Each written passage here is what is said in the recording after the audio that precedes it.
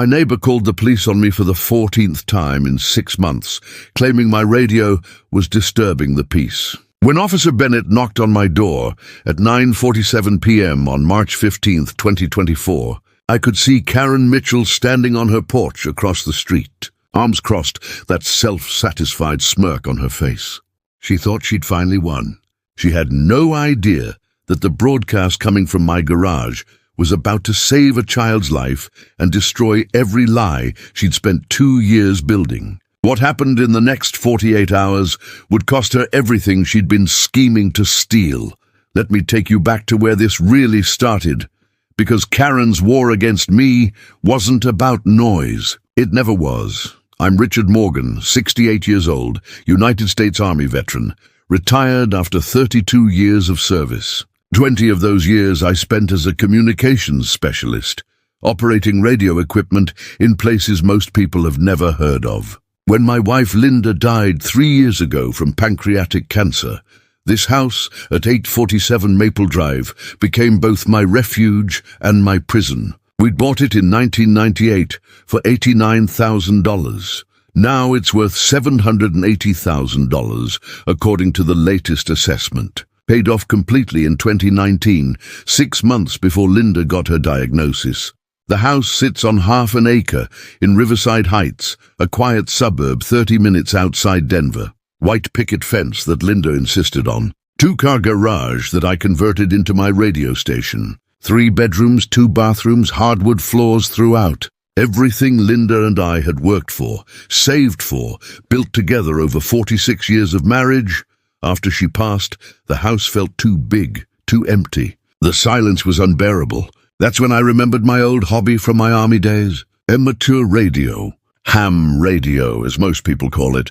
I'd held my license since 1979, call sign KORMG, but hadn't actively operated in years. Linda used to joke that I talked to strangers on the radio better than I talked to our own relatives at Thanksgiving, so I set up a station in the garage. Nothing fancy at first. A Yaesu FT9921A transceiver, a simple antenna mounted on the roof, and a desk where Linda's gardening supplies used to be. The licensing was all current. The FCC had my information on file.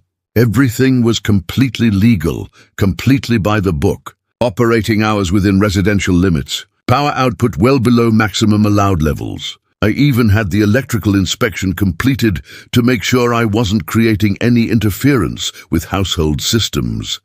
The amateur radio community became my lifeline. Every evening from 7 to 11 p.m., I'd be in that garage talking to operators across the country. Weather reports, emergency communications drills, and most importantly, the Amber Alert radio network. This is where my military training found new purpose. The Amber Network is a volunteer organization of licensed amateur radio operators who help law enforcement locate missing children. When an Amber Alert goes out, we monitor frequencies, relay information between jurisdictions, and sometimes we're the ones who pick up signals that lead to recovery. In 3 years, I'd assisted in locating 7 missing children. 7 kids who came home because someone was listening at the right frequency at the right time. Karen Mitchell moved in across the street in September 2022. 43 years old. Divorced, no children. She drove a white Mercedes GLE, paid for by her ex-husband according to neighborhood gossip. The house she bought was smaller than mine, 1,400 square feet compared to my 2,200, and she'd paid $520,000 for it. I know because property records are public, and I'd learned to document everything after the first incident. The first complaint came in October 2022, 3 weeks after she moved in. I was in the garage running an evening net check at 7:30 p.m. when I heard the knock. 2 officers, Martinez and Davidson, both polite and professional. "Mr. Morgan, we received a noise complaint from your neighbor. Says you're running some kind of loud radio equipment that's disturbing her peace." I invited them into the garage, showed them my FCC license, explained the Amber Network, demonstrated that my equipment was operating well within legal parameters. Officer Martinez was actually interested, asked questions about the technology. They measured the sound level at Karen's property line, 42 decibels, well below the residential limit of 55. "Sir, you're completely legal," Martinez told me. "Keep operating. If she calls again, we'll have this report on file." But Karen did call again. November 15th, another complaint. December 3rd, another. January 8th, 2023, another. Each time, officers would come, verify I was operating legally, and leave. Each time, I'd see Karen watching from her window. Frustration evident even from across the street. That's when her tactics changed. February 14th, 2023. Valentine's Day, the anniversary of Linda's death. I was having a rough evening, talking to my friend Pete in Montana, a fellow veteran who understood grief. I might have gotten a little emotional on the air, nothing inappropriate, just admitting it was a hard day. The next morning, I found a note taped to my mailbox. "Your late-night ravings are disturbing the entire neighborhood. Some of us have jobs and need sleep. Control yourself or face consequences." No signature. But I recognized Karen's handwriting from the Homeowners Association newsletters she'd started sending around.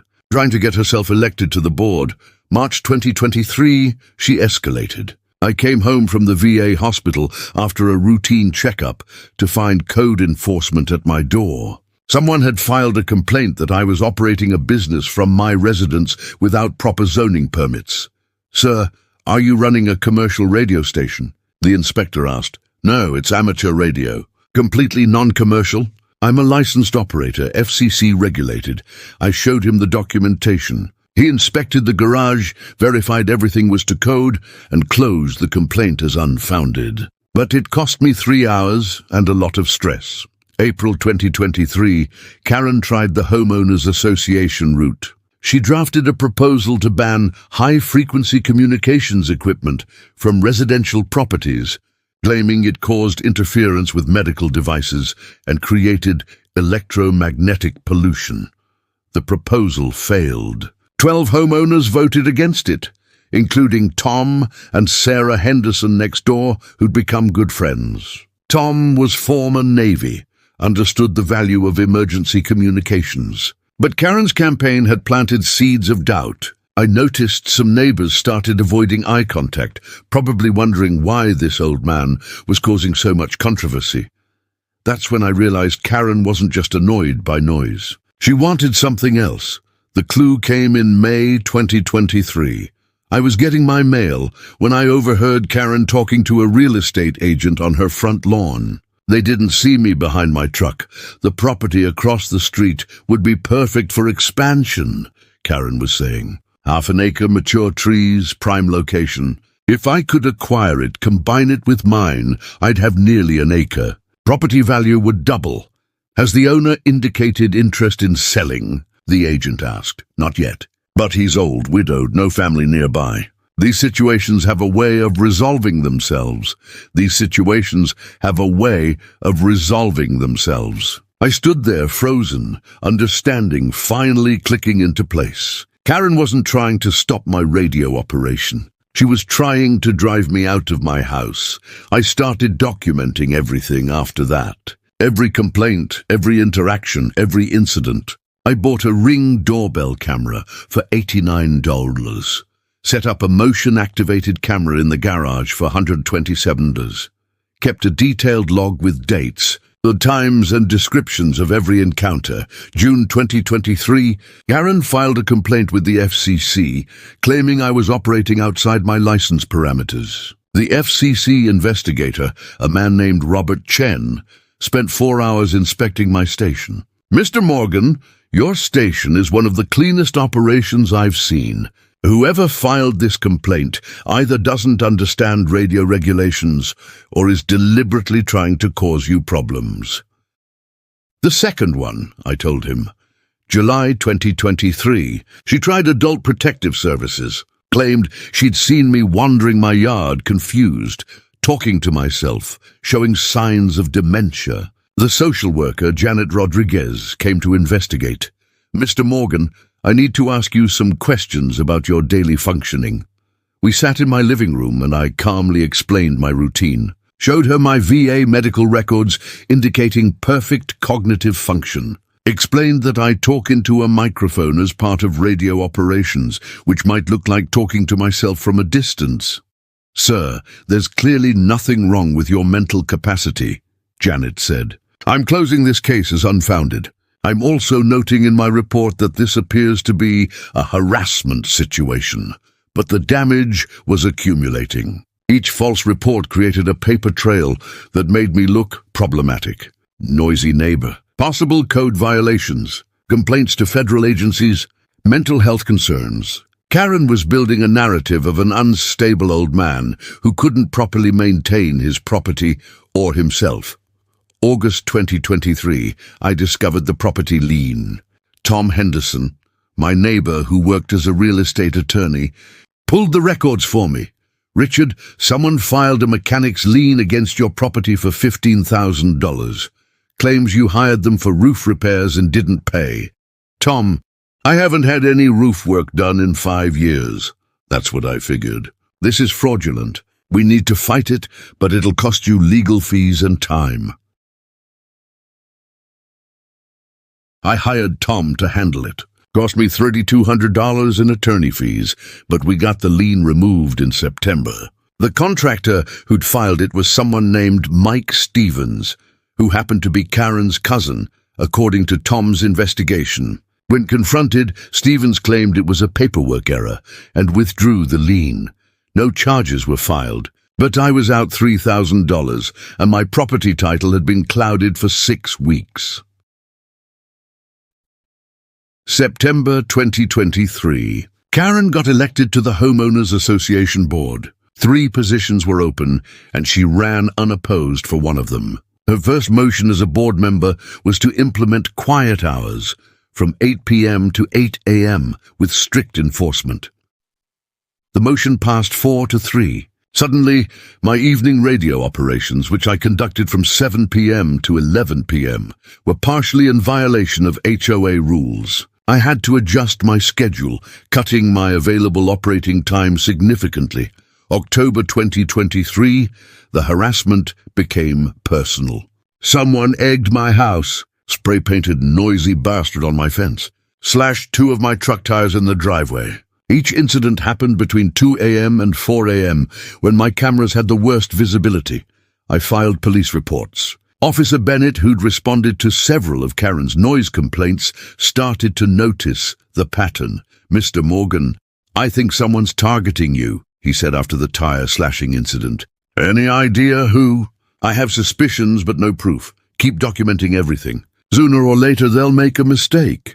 November 2023, Karen filed a civil harassment suit against me. Claimed my radio operations were causing her severe emotional distress and seeking $25,000 in damages, plus an injunction to shut down my station. Tom Henderson represented me again. The case went to court in January 2024.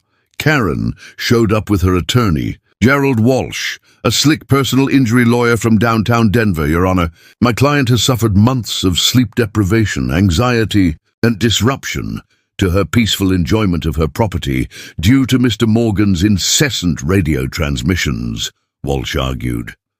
Tom presented my FCC license, the sound level measurements, the documentation of operating within legal parameters, and testimonies from other neighbors stating they'd never heard any noise from my property.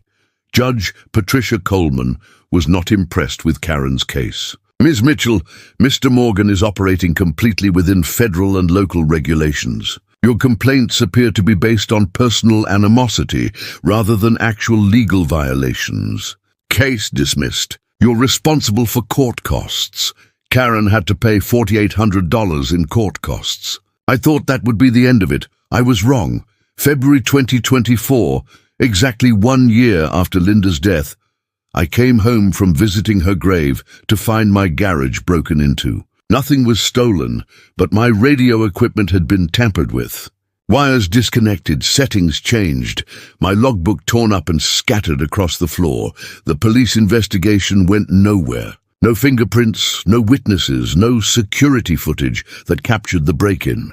But I knew who'd done it. I upgraded my security system. 4 new cameras covering every angle of my property, $847 total investment. Motion sensors, automatic alerts to my phone, cloud backup storage. If someone came onto my property again, I'd have evidence.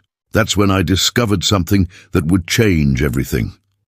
While reviewing footage from the new cameras, I noticed Karen's pattern of activity. She'd leave her house around 6:45 p.m. several times a week, return around 9 p.m. Nothing suspicious about that, except she always parked in her driveway for exactly 15 minutes before going inside, and her car radio would be playing loud enough that my cameras picked up the audio. On a hunch, I listened to several recordings. The audio quality wasn't great, but I could make out voices. Talk radio, I thought at first. Then I heard something that made my blood run cold. It was scanner traffic. Karen was listening to police and emergency scanners in her car, monitoring when officers responded to calls in our neighborhood. She was tracking police movements to time her harassment activities when officers were occupied elsewhere, but there was something else on those recordings. Other conversations, voices I didn't recognize. Planning sessions. Karen wasn't working alone. I spent 3 nights reviewing every second of footage from the past 6 months. The pattern emerged clearly.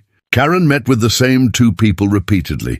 Mike Stevens, the cousin who'd filed the fraudulent lien, and a woman I didn't recognize. Tom Henderson helped me identify the woman through vehicle registration. Her name was Denise Walsh, Gerald Walsh's wife. The attorney who'd represented Karen in the harassment suit. They were all connected. This wasn't just a nosy neighbor annoyed by noise. This was a coordinated scheme to force me out of my property. I started digging deeper into property records, court filings, and business registrations. What I found was a pattern stretching back 5 years across 3 different neighborhoods in the Denver metro area. Karen Mitchell, Mike Stevens, and the Walsh couple had done this before. They'd target elderly homeowners, usually widows or widowers, in properties that had appreciated significantly in value. They'd create harassment campaigns, file false complaints, generate legal problems, and eventually pressure the homeowners into selling well below market value. Then Karen or one of her associates would purchase the property, often through shell companies, hold it for a year, and flip it for a significant profit. I found 4 previous cases. An elderly woman in Aurora who'd sold her $600,000 home for $420,000 after 18 months of harassment. A widower in Lakewood who'd sold for $390,000 when his property was worth $550,000. 2 cases in Denver proper with similar patterns. The total profit across these schemes was over $800,000. And now they'd targeted me, but they'd made a critical miscalculation. They'd targeted a veteran with military intelligence training, someone who understood documentation, evidence gathering, and strategic planning. Someone who'd spent 32 years learning how to outthink adversaries, and they'd picked the exact wrong time to escalate their final move. Because on March 10th, 2024, 5 days before Officer Bennett would knock on my door, an Amber Alert went out that would tie everything together in a way none of us could have predicted. 12-year-old Emma Patterson had disappeared from her school in Boulder, last seen getting into a gray sedan after volleyball practice. The alert included a vehicle description and a license plate number, but after 48 hours there were no solid leads. The Amber Alert radio network activated. Operators across Colorado started monitoring frequencies, listening for any signal that might indicate Emma's location or her abductor's movements. I was at my station every available hour, sweeping through frequencies, listening for anything unusual. The case was all over the news. Emma's parents pleading for information. Law enforcement following hundreds of false leads. On March 13th, 72 hours after Emma disappeared, I picked up something strange on a frequency that shouldn't have had any traffic. 462.675 millimeters, a business band frequency that requires licensing. Someone was transmitting periodically, short bursts of conversation that sounded nervous, agitated. I recorded everything, trying to get a clean signal. The voice was male, possibly mid-30s. talking to someone about keeping her quiet and moving locations soon. The transmissions were sporadic, maybe every 45 minutes. I immediately contacted the Amber Network coordinator, Sharon Hayes, a retired FBI agent who ran the volunteer organization. "Richard, this could be significant," she said after listening to my recordings. "I'm forwarding this to the FBI case agent. Keep monitoring that frequency. If you hear anything else, record it and report immediately." March 14th, I heard more transmissions. The male voice was more stressed. "She won't stop crying. This wasn't supposed to be this complicated. We need to move her tomorrow night." Tomorrow night. That meant March 15th, less than 24 hours. I called Sharon immediately. She conferenced in FBI Special Agent David Morrison, who'd been leading the Emma Patterson investigation. "Mr. Morgan, your recordings are the first real lead we've had in this case," Morrison said. "Can you pinpoint the source of these transmissions?" "The signal strength suggests somewhere within a 30-mile radius, but I'd need better equipment to triangulate precisely. What I can tell you is the transmitter is low power, probably a handheld radio. The user doesn't seem to understand they're broadcasting on a frequency that monitoring services can pick up. Keep listening. If you hear anything about a specific location, contact me immediately. We're setting up mobile units to try to locate the signal, but your fixed station might pick up things we miss." I stayed at my radio station all day, March 15th. Tom Henderson brought me sandwiches. Sarah Henderson brought coffee.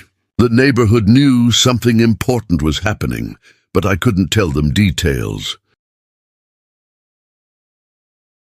At 7:30 p.m. I picked up another transmission. This one was different. The male voice was arguing with someone else, a female voice I hadn't heard before. "We're moving her tonight. The cops are looking in the wrong area completely. We'll be in Wyoming by midnight. Wyoming." That gave law enforcement a direction. I called Agent Morrison immediately. "We're mobilizing units toward the northern corridor," he said. "Keep monitoring. If they transmit again, we might be able to get a more precise location." At 9:35 p.m., I heard the most important transmission yet.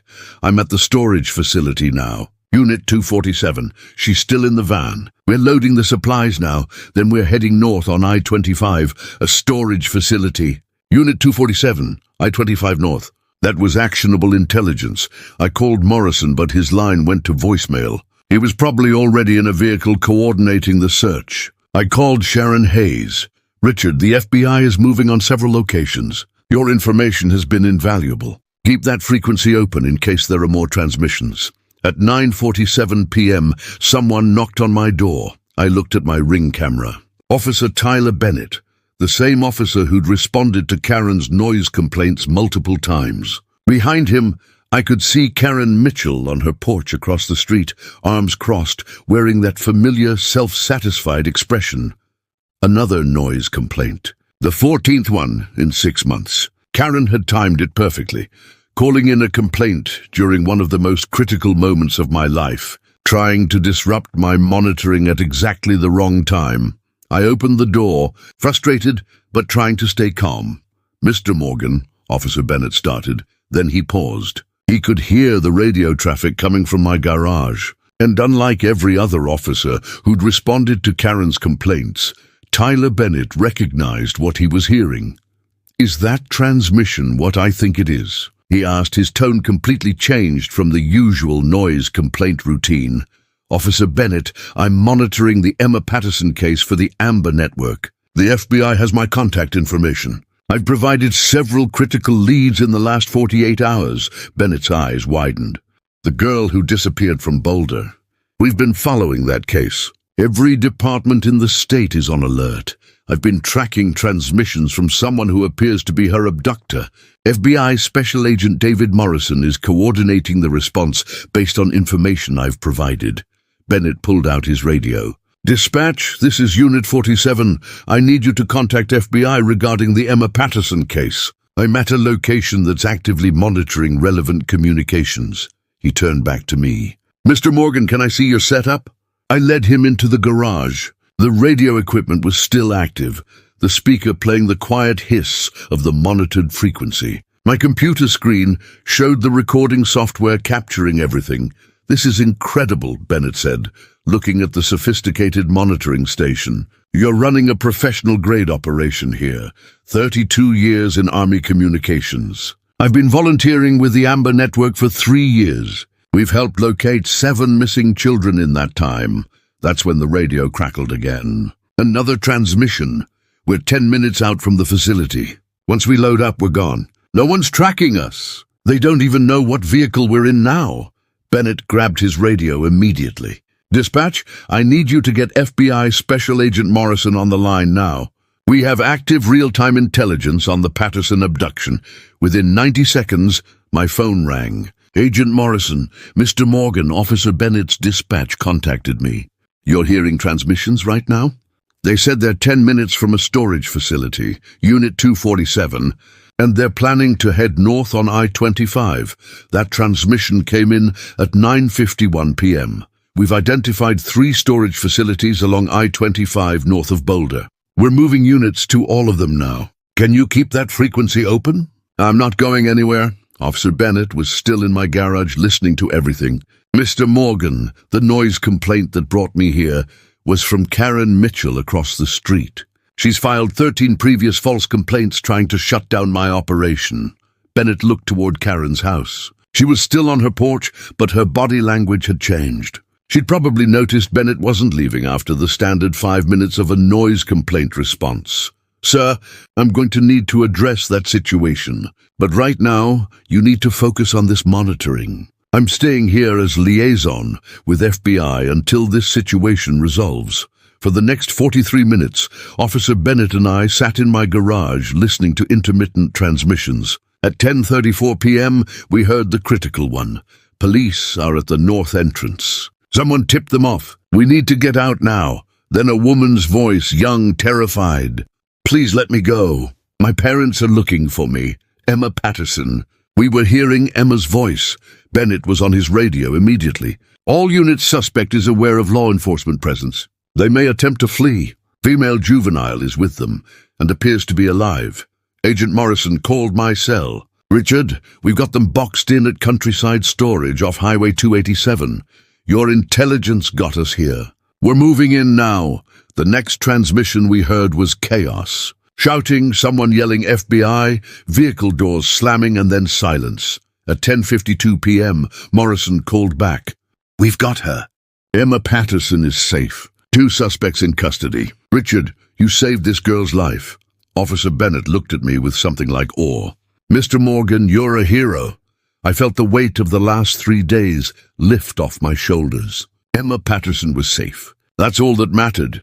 But then Bennett looked toward Karen's house again, his expression hardening. "Sir, about that noise complaint. I need to file a report documenting this evening's events. The fact that a malicious false report nearly interrupted critical intelligence gathering in a child abduction case is something the district attorney needs to know about."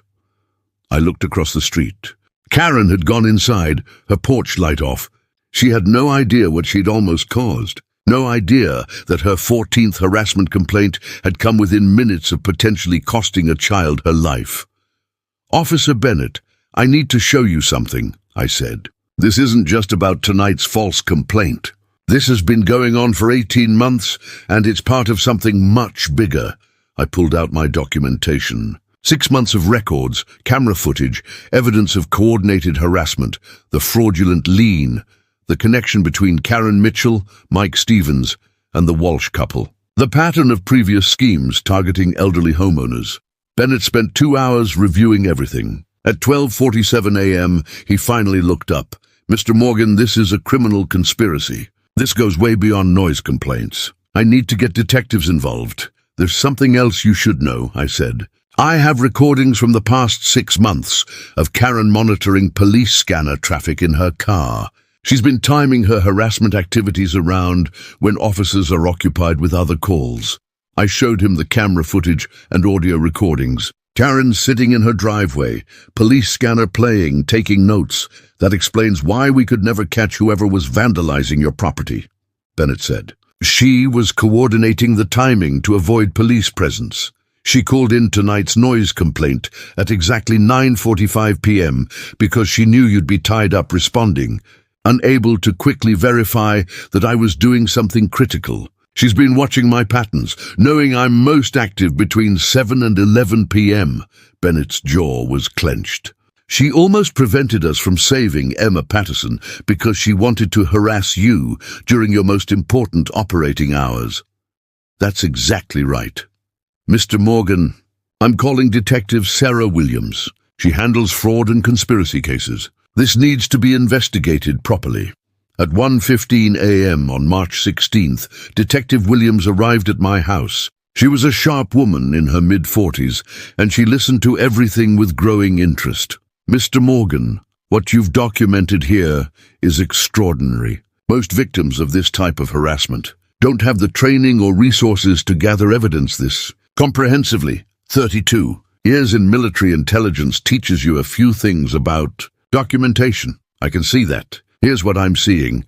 Conspiracy to commit fraud, filing false police reports, criminal harassment, vandalism, possibly wire fraud if we can prove the mechanic's lien was part of a scheme. And now, after tonight, obstruction of justice during a federal investigation.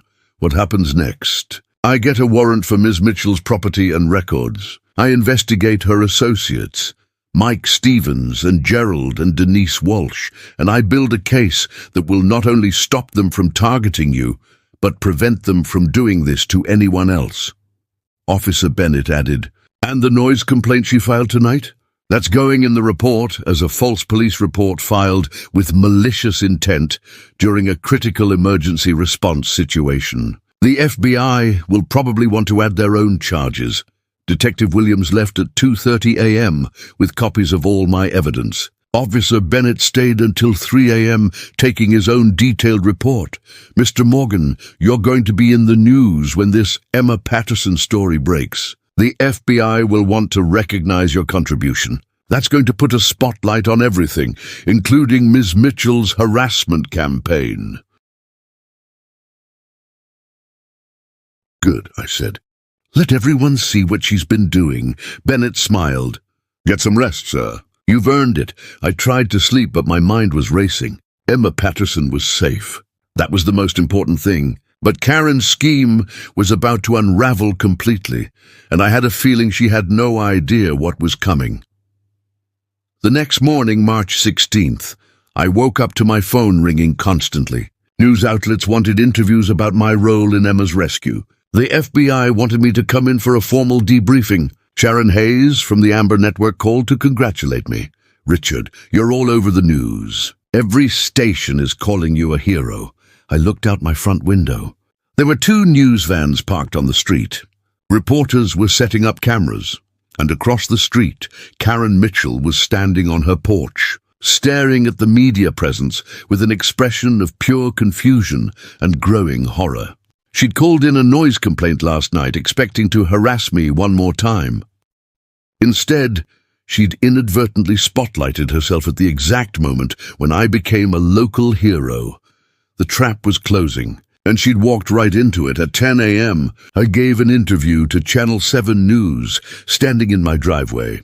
Mr. Morgan, can you tell us how you became involved in helping locate Emma Patterson? I'm a volunteer with the Amber Alert radio network.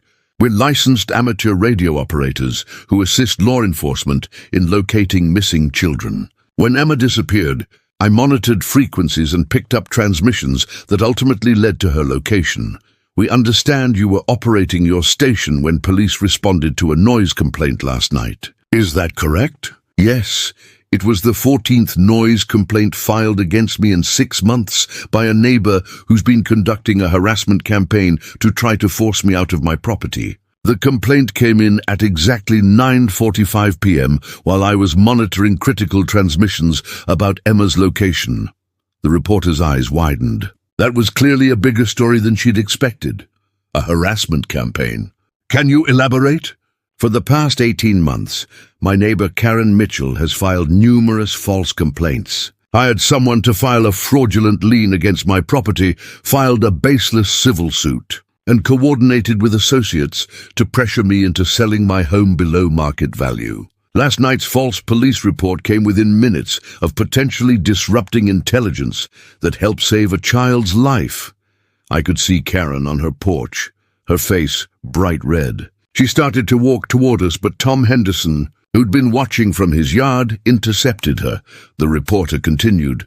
So this neighbor filed a false police report during an active missing child investigation.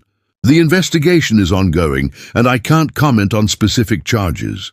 But Detective Sarah Williams, with the Denver Police Department, is investigating a pattern of harassment and fraud targeting elderly homeowners in this area. By noon, every news station in Denver was running the story. Local radio hero harassed while saving child, neighbor's false report nearly cost girl's life, elderly veteran targeted in property scheme. Karen Mitchell's face was on the news, her house circled on aerial footage, reporters explaining the pattern of harassment. At 2:30 p.m., Detective Williams arrived with a warrant. I watched from my window as she and 4 other officers entered Karen's house. They were inside for 3 hours, carrying out boxes of documents, a laptop, and Karen's phone. Karen was standing in her driveway, frantically calling someone, probably her attorney, Gerald Walsh, who was about to discover he was under investigation too. Tom Henderson came over to my house. Richard, you beautiful old bastard. You actually did it. You documented everything and waited for them to make the fatal mistake. I learned in the army that the best way to defeat an enemy is to let them destroy themselves. Karen's obsessive harassment meant she couldn't resist calling in one more complaint, even during the most critical night of the investigation, and by doing it while you were helping the FBI, she committed obstruction during a federal case. That's serious prison time. That evening, the FBI held a press conference. Special Agent Morrison publicly thanked me for my invaluable assistance in rescuing Emma Patterson. He specifically mentioned that my monitoring station had provided critical real-time intelligence that led directly to Emma's safe recovery. Emma's parents stood next to Morrison, tears streaming down their faces. Mr. Morgan, if you're watching this, thank you, Emma's mother said. You brought our daughter home. We can never repay that. I sat in my living room, in the chair where Linda used to sit, and I cried. Not for validation or recognition, but because a child was home with her family. That's all that mattered, but the story wasn't over yet. Karen's scheme was unraveling faster than she could contain it. March 17th, Sunday morning. Detective Williams called me at 8 a.m. Mr. Morgan, I thought you'd want to know. We executed warrants on Mike Stevens and Gerald Walsh yesterday evening. We've uncovered evidence of 4 previous property schemes identical to what was being done to you. Combined value of properties involved is over $2.3 million. So I wasn't the first target. No, and you wouldn't have been the last. But you're the first victim who had the training and resources to document everything comprehensively. Your evidence is making it possible to prosecute all 3 of them. What charges are they facing? For you specifically, conspiracy to commit fraud, filing false police reports, criminal harassment, attempted theft by deception, and obstruction of justice in a federal investigation. For the previous victims, wire fraud, conspiracy to commit real estate fraud, elder abuse in multiple cases. Karen Mitchell is looking at 8 to 12 years in state prison. Walsh and Stevens are facing similar sentences. When will arrests be made? We're coordinating with the DA's office. Probably by the end of the week. I wanted to give you advance notice because once the arrests happen, there will be more media attention. More media attention. I'd had 4 news crews at my house yesterday. Local stations were still running my story. But I knew Detective Williams was right. Once criminal charges were filed, this would become a major story about elder abuse and property fraud. Monday, March 18th, I visited Emma Patterson's family. They lived in a modest home in Boulder, the kind of place where kids' bikes were in the driveway and a basketball hoop hung over the garage.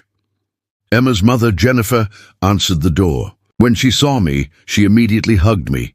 Mr. Morgan, thank you for coming. Emma's been asking about you. She wants to meet the man whose radio helped bring her home. Emma was in the living room, a blanket wrapped around her shoulders. She was small for 12, with brown hair and her mother's eyes. When she saw me, she smiled nervously. "Hi, Mr. Morgan. My parents said you found me with your radio." I sat down across from her. "I just listened at the right frequency at the right time." "Emma, but the important thing is you're home and you're safe. The FBI agent said you stayed up all night listening, even when your neighbor tried to get the police to make you stop. Some things are more important than neighborhood feuds. You being with your family is one of them." Jennifer had tears in her eyes. "Richard, our family owes you everything. If there's anything we can ever do, you don't owe me anything. Just hug your daughter and be grateful. That's all the thanks I need." I spent an hour with the Patterson family, listening to Emma talk about her volleyball team and her plans to try out for the school play. Normal 12-year-old stuff. The kind of conversation that almost didn't happen because of one man's evil and one woman's greed. When I got home that afternoon, there was a crowd gathered on the street. Not reporters this time. Neighbors. Tom and Sarah Henderson, the Johnsons from 3 doors down, the Martinez family, even old Mrs. Chen, who rarely left her house. They were all standing in front of my property, and someone had put up a banner. "Hero lives here." I got out of my truck, embarrassed by the attention. Tom stepped forward. "Richard, we all wanted you to know that we're ashamed we didn't see what Karen was doing to you." Some of us even believed her lies. "We should have paid more attention," Mrs. Johnson spoke up. "I signed her stupid petition about the radio equipment." "I'm so sorry. I didn't understand what you were actually doing." "You didn't know," I said. Karen was very convincing. She had practice. Sarah Henderson wiped her eyes. "We're organizing a neighborhood watch.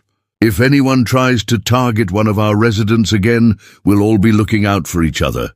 It was a beautiful gesture, but the real satisfaction was still coming. Tuesday, March 19th, Detective Williams arrested Karen Mitchell at 6:45 a.m. I watched through my window as they put her in handcuffs and walked her to the police car. She was crying, mascara running down her face. Still wearing her pajamas, because the arrest came before she could prepare herself. Mike Stevens was arrested at his construction office at 8 a.m. Gerald Walsh was arrested at his law office at 9 a.m., officers walking him out in front of his colleagues and clients. Denise Walsh was arrested at her home at 9:30 a.m. By noon, the story was everywhere. Property fraud ring busted after hero's harassment. 4 arrested in elder abuse scheme, spanning 5 years. Lawyer, contractor, HOA board member accused of targeting elderly homeowners. The news coverage included photographs of all 4 suspects, detailed explanations of their scheme, and interviews with previous victims who'd been pressured into selling their homes. One victim, Martha Rodriguez, was particularly emotional during her interview. "They made me feel like I was going crazy, like I couldn't take care of my home anymore. I sold my house for $420,000 when it was worth $600,000 because I thought I had no choice. Now I'm renting an apartment, and that house sold again last year for $650,000. They stole my home and my retirement security." The district attorney, Michael Patterson, no relation to Emma's family, held a press conference. These 4 individuals operated a sophisticated fraud scheme targeting our most vulnerable citizens. They would identify elderly homeowners, usually widows or widowers, in properties that had significantly appreciated in value. Then they would conduct coordinated harassment campaigns involving false complaints, fraudulent liens, baseless lawsuits, and even vandalism, all designed to pressure the victims into selling well below market value. A reporter asked, "How many victims have been identified?" "We've confirmed 4 previous cases, with a combined loss to victims of over $780,000. We're reviewing property records and complaint histories to identify additional potential victims. Anyone who believes they were targeted by this group should contact our office immediately." What sentences are these defendants facing? Each defendant faces multiple felony charges. If convicted on all counts, they could face 8 to 15 years in state prison and be required to pay full restitution to all victims. Wednesday, March 20th. Gerald Walsh's law firm released a statement terminating his partnership and cooperating fully with the investigation. Mike Stevens' construction company shut down after clients cancelled every contract. The Homeowners Association held an emergency meeting and removed Karen from the board, then voted to rescind all the restrictive rules she'd pushed through. Tom Henderson reported back to me after the meeting. It was unanimous, Richard. Every rule she implemented is gone, and the association is issuing a formal apology to you for enabling her harassment. I don't need an apology, Tom. I just want to operate my radio station in peace. You'll have more than peace. The association voted to recognize your Amber Network work as a community service. They're even offering to help fund equipment upgrades if you need them. Thursday, March 21st, I received a call from FBI Special Agent Morrison. Richard, I wanted to inform you that the Bureau is presenting you with a Civilian Service Award for your assistance in the Emma Patterson case. There's a ceremony scheduled for next month in Denver. That's not necessary, Agent Morrison. I was just doing what any operator would do. It's more than necessary. Your 3 years of volunteer work with the Amber Network has helped recover 7 children. That's 7 families who have their children back because you were listening. The Bureau wants to recognize that dedication. That afternoon, I was in my garage reorganizing my radio station when my phone rang. Unknown number, but I answered anyway. Is this Richard Morgan? A woman's voice, older, formal. Yes, ma'am. Mr. Morgan, my name is Dorothy Chen. I'm the mother of Robert Chen, the FCC investigator who examined your station last June. I remembered him. Professional, thorough, the man who'd confirmed my operation was completely legal when Karen filed her false FCC complaint. Mrs. Chen, how can I help you? Robert showed me the news coverage about what happened with your neighbor and how you helped rescue that little girl. Mr. Morgan, I wanted you to know that my son was so impressed with your station setup that he wrote it up as an example of exemplary amateur radio operation. He told me you were one of the most dedicated operators he'd ever inspected. That's very kind of him to say. There's something else. Robert passed away 3 weeks ago. Heart attack. He was only 47. I'm so sorry for your loss, Mrs. Chen. Thank you. Robert left behind quite a bit of radio equipment, professional-grade transceivers, antenna systems, monitoring equipment. He'd want it to go to someone who would use it properly. Would you accept it as a donation to your Amber Network work? I was speechless for a moment.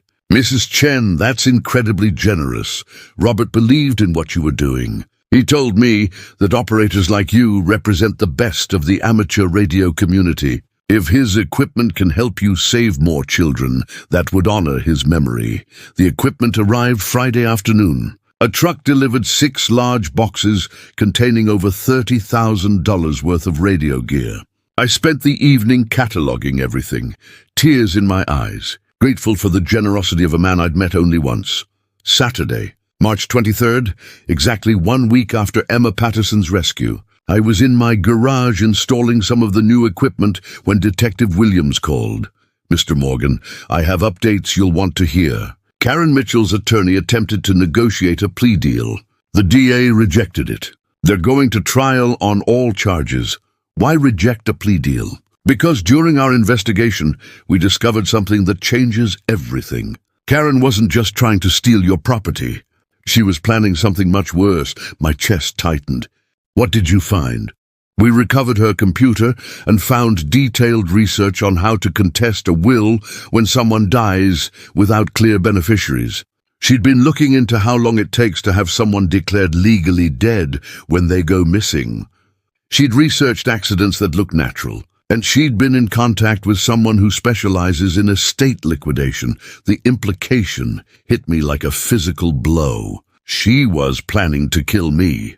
We can't prove intent to commit murder with what we have, but the circumstantial evidence is extremely concerning. The DA believes that if you'd been forced to sell and move, or if you'd resisted long enough, Karen's plan would have escalated to something fatal. The previous victims all sold relatively quickly, so she never needed to go that far. But you fought back, documented everything, and didn't give in. So by standing my ground, I forced her hand into making mistakes. Exactly. And her desperation led her to file that noise complaint at the worst possible moment, which gave us everything we needed to unravel the entire scheme. What about the previous victims? Are they getting restitution? The DA is going after every asset Karen, Stevens, and the Walshes have. Combined, they're worth about $1.8 million. After legal fees, that should provide significant restitution to all victims. And my property value hasn't been affected by all this? Actually, your property value has increased.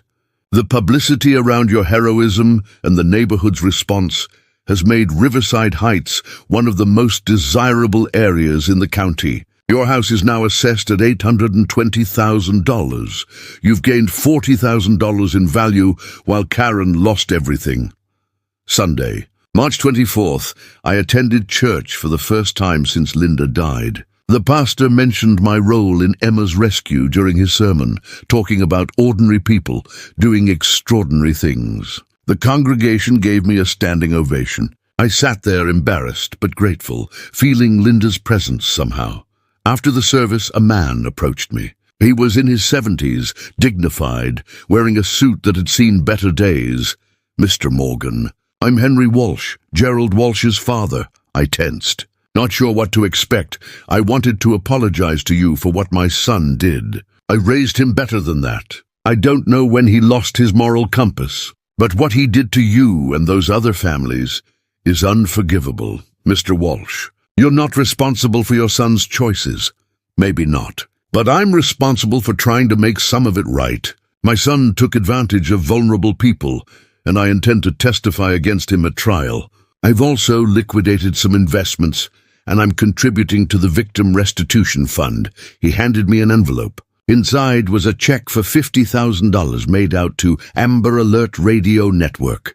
"I can't take this," I said. "It's not for you personally. It's for the organization. Use it to upgrade equipment, train more volunteers, help more children. If my son's crimes can somehow lead to more children being saved, maybe that's a small measure of redemption." I shook his hand, humbled by his integrity. "Your son made terrible choices, Mr. Walsh, but you're a good man. I'm a father who failed to teach his son right from wrong. But maybe I can help you teach other people's children that there are still good people in the world." Monday, March 25th, Tom Henderson came over with legal documents. "Richard, I've been going through property records for the past 5 years. I found something interesting. The fraudulent mechanics lien that Mike Stevens filed against your property. He filed similar liens against all 4 previous victims. It's part of the pattern. File a false lien, cloud the title, make it harder for the victim to sell to anyone except their accomplice who's willing to overlook the lien issues. Can the other victims sue for damages?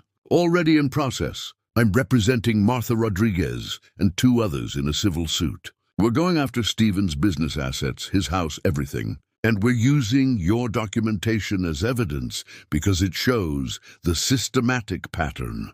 Whatever money I get from any settlement, I want it to go to those other victims. Richard, you're entitled to compensation for what they put you through.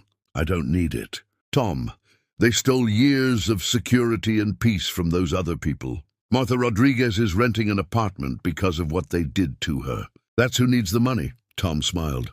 "You're a better man than most, Richard. But at least let me recover your legal fees. You spent over $8,000 fighting their schemes.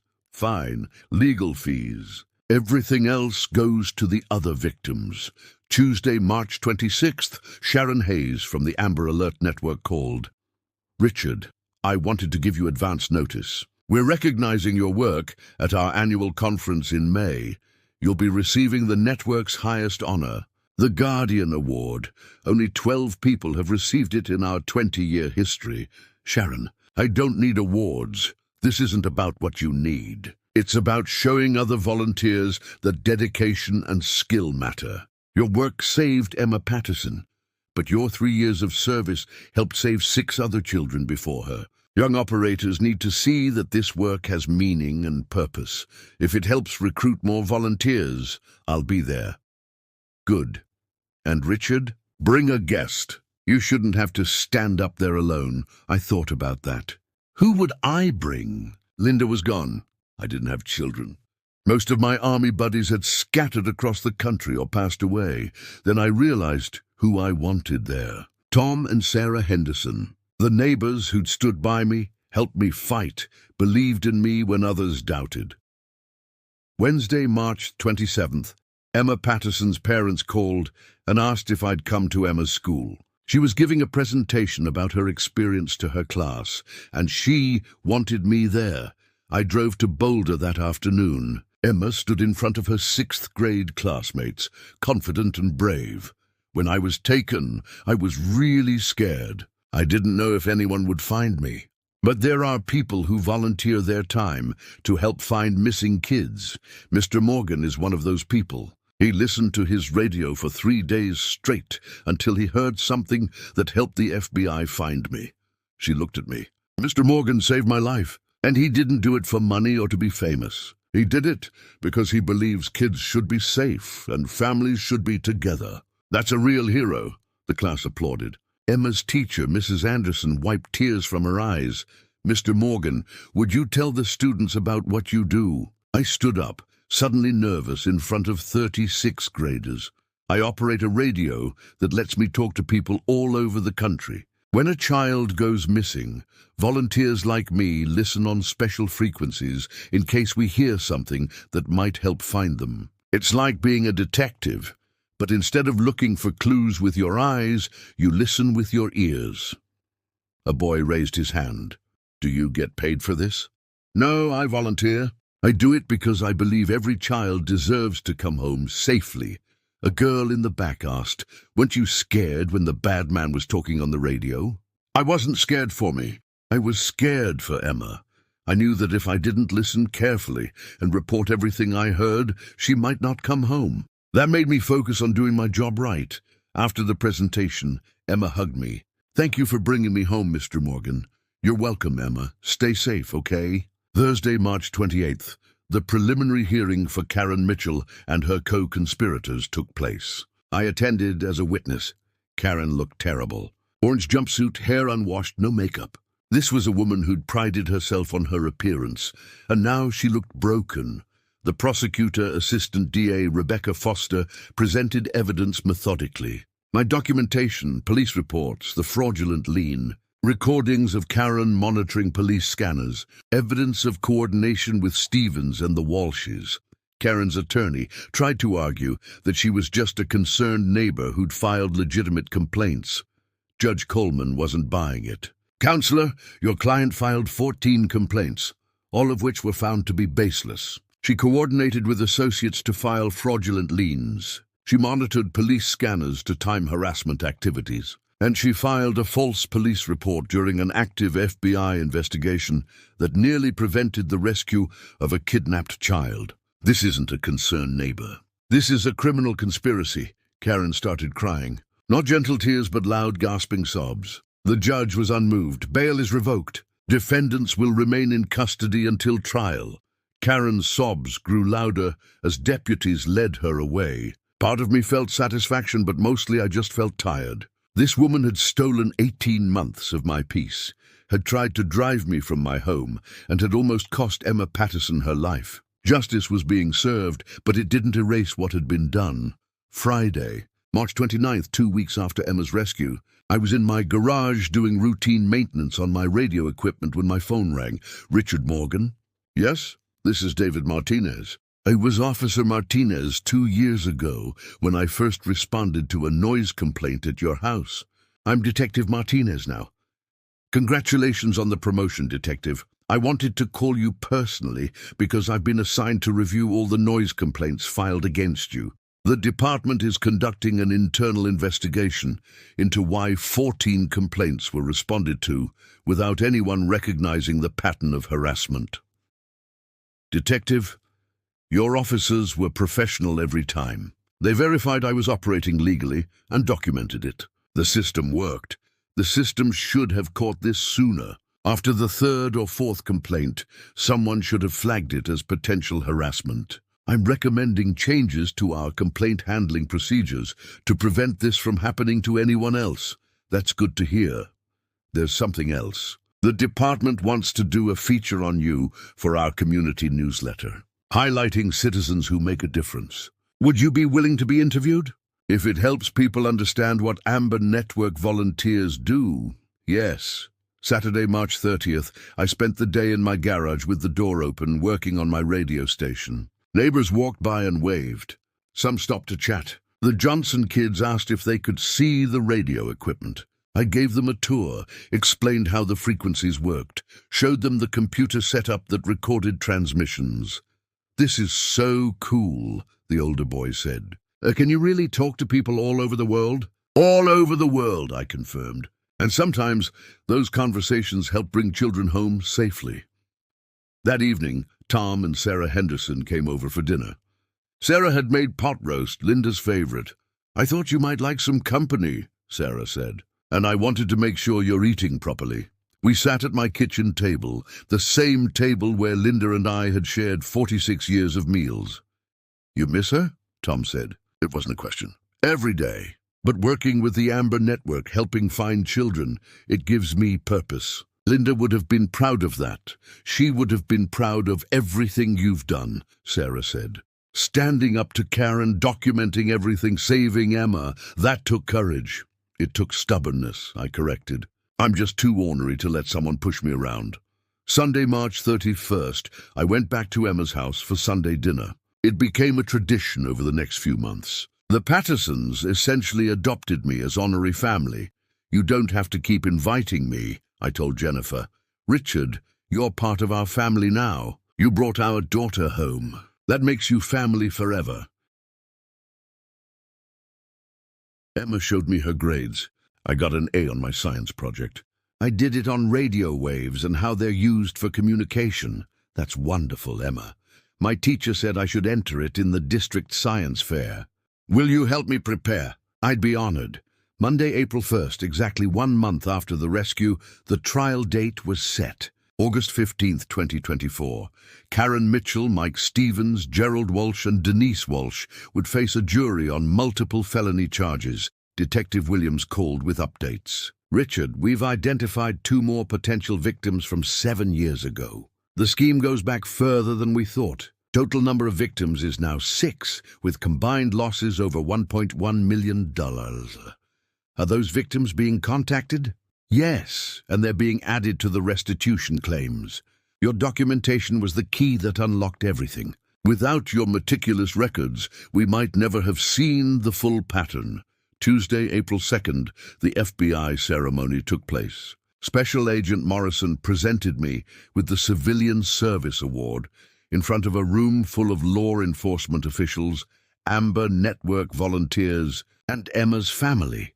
"Richard Morgan represents the best of civilian cooperation with law enforcement," Morrison said in his speech. "His 3 years of dedicated volunteer work, his technical expertise, and his unwavering commitment to helping find missing children exemplify the spirit of public service. The Bureau is honored to recognize his contributions." Emma stood next to me during the photos. The image that ran in newspapers the next day showed a 12-year-old girl hugging a 68-year-old man, both smiling, both grateful to be alive. Over the next few months, life settled into a new normal. I operated my radio station every evening, no longer worried about noise complaints. The neighborhood knew what I did and why it mattered. Some neighbors even brought me coffee and sandwiches during long monitoring sessions. I helped Emma prepare for the science fair. She won first place at the district level and advanced to state competition. Her project on radio communication included a section about Amber Alert networks and how volunteer operators help law enforcement. Tom Henderson and I became close friends. He taught me how to use legal databases to research property records, which helped me assist other potential fraud victims. Sarah Henderson convinced me to join a grief support group at their church. I finally started processing Linda's death properly, talking about my feelings instead of burying them in radio work. The Amber Network conference in May was emotional. Sharon Hayes presented me with the Guardian Award, and I gave a speech about the importance of persistence and preparation. I never expected to become a hero, I told the audience of volunteer operators. I was just a lonely widower looking for purpose. But this network gave me that purpose. Every time we help bring a child home, we're honoring every child who didn't make it home. We're telling families that someone is listening, someone cares, someone will keep searching until they're found. The standing ovation lasted 3 minutes. August 15th, 2024, the trial began. I testified on the second day, spending 4 hours on the stand describing the 18-month harassment campaign. Karen's attorney tried to make me seem paranoid. Mr. Morgan, isn't it possible you were overly sensitive to normal neighborhood concerns? No, I said calmly. 14 noise complaints when sound measurements show I was operating below legal limits. A fraudulent lien filed by the defendant's cousin. A civil lawsuit dismissed with prejudice. Vandalism coordinated around police dispatch schedules. This wasn't sensitivity. This was a documented pattern of harassment. Rebecca Foster, the prosecutor, played recordings of Karen's voice discussing the scheme with her accomplices. Showed video of her crushing my property value through false complaints. Presented evidence from 6 victims spanning 7 years. The jury deliberated for 9 hours, guilty on all counts.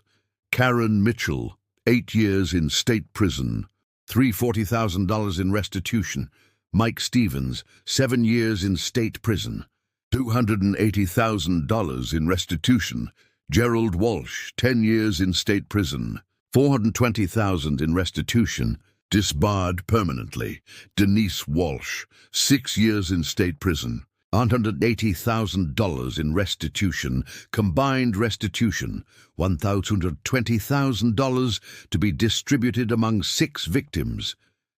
Karen was sobbing as they read the verdict. Mike Stevens looked shocked. Gerald Walsh stared at the table, defeated. Denise Walsh buried her face in her hands. I felt no joy in their sentences, just relief that they couldn't hurt anyone else. After the trial, Martha Rodriguez found me in the courthouse hallway. She was crying. "Mr. Morgan, because of your evidence, I'm getting restitution. I can afford to buy a small condo now. I'll have a home again," I hugged her. "You deserve that, Martha. You deserve peace and security. Thank you for fighting when the rest of us couldn't." September 2024, 6 months after Emma's rescue, Channel 7 did a follow-up story. They interviewed me in my garage, showed my radio station, explained the Amber Network's work, but the most powerful part was Emma's interview. "Mr. Morgan saved my life," she told the camera. "But he also taught me that ordinary people can do extraordinary things if they choose to help others. When I grow up, I want to help people like he does." The story ended with a shot of me at my radio station, headphones on, monitoring frequencies, ready to listen for the next call that might bring a child home. Today, I'm 70 years old. My radio station operates every evening from 7 to 11 p.m. I've helped locate 3 more missing children in the past year, bringing my total to 10. Karen Mitchell is in federal prison. Her Mercedes repossessed, her house foreclosed. She won't be eligible for parole until 2030. Mike Stevens lost his construction business and his house. His reputation is destroyed. Gerald Walsh was disbarred and divorced. Denise left him 3 months after sentencing. My property value has increased to $865,000. The quiet neighborhood I loved is quiet again. But now it's a quietness born of mutual respect rather than fear. Emma Patterson visits once a month. She's 13 now, thriving in school, playing volleyball, performing in school plays. Every time I see her alive and happy, I'm reminded why the work matters. Tom and Sarah Henderson remain my closest friends. We have dinner together every Sunday, and they've become the family I thought I'd lost when Linda died.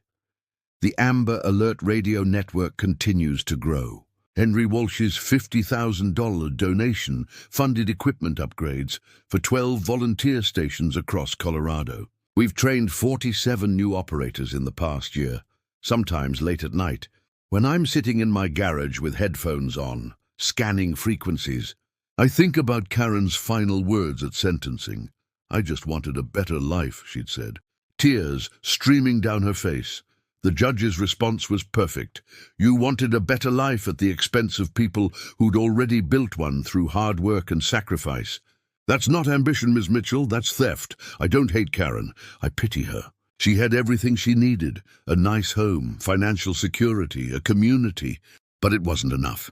She wanted more, and her greed cost her everything. My life is simpler now. I wake up each morning in the house Linda and I built together. I maintain my radio equipment. I volunteer with the Amber Network. I have dinner with friends. I help Emma with her science projects. It's a quiet life, but it's mine, and no one will ever take it from me again." Last week, I was in my garage when a new Amber Alert came through. 14-year-old boy missing from Fort Collins. I immediately started monitoring frequencies, scanning for any signal that might help. 3 hours later, I picked up a transmission that led law enforcement to a truck stop outside Cheyenne. The boy was recovered safely within 6 hours of disappearing. That's 11 children now. 11 families who have their children home because someone was listening. As I shut down my station that night, I looked at Linda's photo on my desk. "We're doing good work here, hun," I whispered. "We're bringing kids home." And I swear I felt her smile.